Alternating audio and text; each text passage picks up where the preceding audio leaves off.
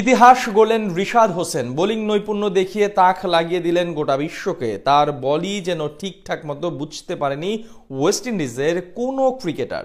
দারুণ বুদ্ধিমত্তা কাজে লাগিয়ে সামনে থেকে ভূমিকা রাখলেন বাংলাদেশকে ম্যাচ জেতাতে। রিশাদের ইতিহাস গড়া বোলিং আর দারুণ বুদ্ধিমত্তা নিয়ে বিস্তারিত জানবো রিপোর্ট। ওভার চেঞ্জের ফাঁকে কিংবা রিভিউ নেওয়ার ক্ষেত্রে বারবার এভাবেই ক্যাপ্টেন মেহেদী মিরাজকে পরামর্শ করতে দেখা গেছে নাজমুল হোসেন শান্তর সাথে। এই ফরম্যাটে কদিন আগেই যে তিনি ছিলেন টাইগারদের full time one day captain. Miraz তো মানুষটাই এমন, যদি তুমি আকেলমান হও তবে তোমার কথা শুনবো। ক্যাপ্টেন্সির ইগো নেই, আর শান্তর সাথে সেই বয়স ভিত্তিক পর্যায় থেকেই তো বন্ধুত্ব, যেটা আজও রয়েছে বহাল তবিয়তে। শান্তর সাথে সলা পরামর্শ করে মেহেদী মিরাজ মিডল ওভারে টানা স্পিন অ্যাটাক চালিয়ে গেছেন ওয়েস্ট ইন্ডিজ ব্যাটারদের। উইকেট থেকেও মিলেছে সাহায্য। কামিনী ডি সিলভা গেছেন, টনি হেমিং এসেছেন, বদলে গেছে মিরপুরের উইকেটের রং, সেটা এখন কমপ্লিট ব্ল্যাক। তবে সেই উইকেটের আচরণ বদলায়নি এক চুল। এখানে ব্যাট করাটাই যেন ক্যারিবিয়ানদের জন্য হয়ে উঠেছে শাস্তি, আর সেখানে জল্লাদের ভূমিকায় মূলত রিশাদ হোসেন।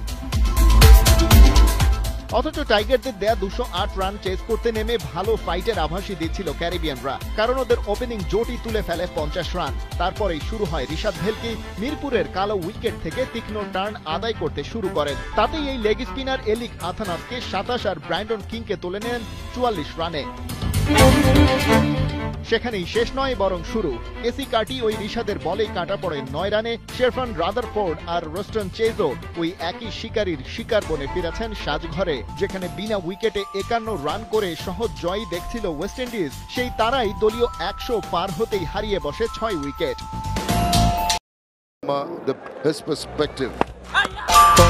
আরেক প্রান্তে মেহেদী মিরাজ স্বীকার করেছেন কেবল গুদাকেশ মতির উইকেটটা, তবে রান চেক দিয়ে ঠিকই চাপে ফেলেছেন প্রতিপক্ষকে। 10 ওভার বোলিং করে তিনি রান দিয়েছেন মোটে 16, ওভার প্রতি 1.5 রানের মতো। সেটাকেও ক্যাপ্টেন্স নক হয়তো বলাই যায়।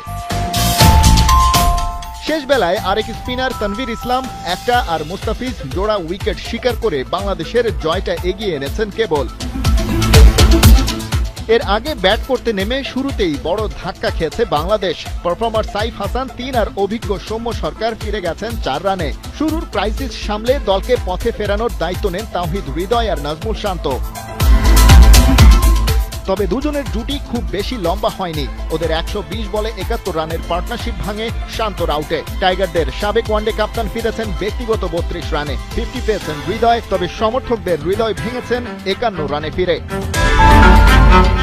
অভিষিক্ত মাহিদুল অঙ্কনের কাছে ন্যাশনাল টিমের জার্সিটা প্রথম হলেও মিরপুর মোটেও নতুন নয়। খেলেছেন 46 রানের ইনিংস, কঠিন কন্ডিশনে আদায় করেছেন 3 বাউন্ডারি। পারফরমেন্সের ধারাবাহিকতা থাকলে জাকের আলী টিমে নিজের স্লট নিয়ে টেনশন করতেই পারেন। ব্যাট হাতেও শেষ বেলার খেল দেখিয়েছেন রিশাদ হোসেন। 200 স্ট্রাইক রেটে 13 বলে 26, একটা বাউন্ডারি আর জোড়া ছক্কায় দিয়েছেন ফিনিশিং টাচ। সেই সুবাদে বাংলাদেশ পেরিয়েছে 200 রানের ঘর। ওই 207 রানই টাইগারদের জন্য পরে হয়ে গেছে উইনিং টোটাল।